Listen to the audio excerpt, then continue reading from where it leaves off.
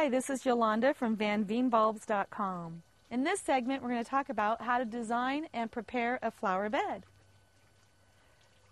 Now, you don't need a large area to have a flower bed.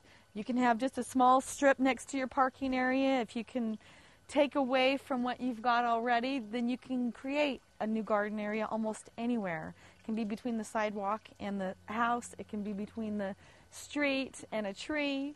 You don't need a large area. You can even create a garden area on a deck or even on a patio.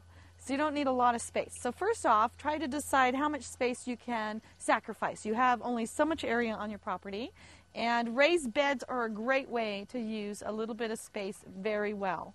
So you don't need a lot of space to make a raised flower bed. You can use rocks, you can use wood, you can use recycled materials, you could use pretty much anything you want as a border. And I always work above what I already have. So when I'm preparing a flower bed, there's not a lot of preparation outside of setting aside the area, putting some cloth down. So I use all weed barrier cloth so that the weeds don't come up and so that gophers and moles don't come up. And then I just put some compost on top of that, and then make sure it's about 6 inches deep, and then voila, I have a beautiful bed to work with. And there are so many easy options. You can plant things in shade or you can plant them in sun. And so when I'm preparing my flower bed, I lay down my soil and I have a certain area. And I try to remember what the most visible side is going to be. And on that side, I'm going to put my shortest plants.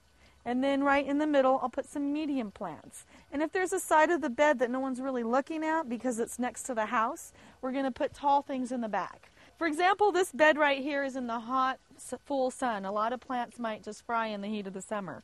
But we saw a beautiful display at the Oregon Gardens where they had canna durbans all the way along the back, and they can get like 8 feet tall. They're dark burgundy foliage. So I'm going to put that in the back. And then I'm going to put some grasses and all types of pineapple lilies and some irises in the middle section, so more of a medium size.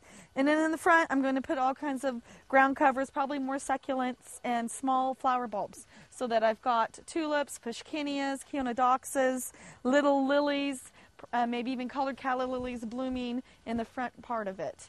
And that way I can enjoy every minute of the year in this bed. Never forget to add something that's going to show interest in the winter when everything else dies back, because my cannas are going to die back.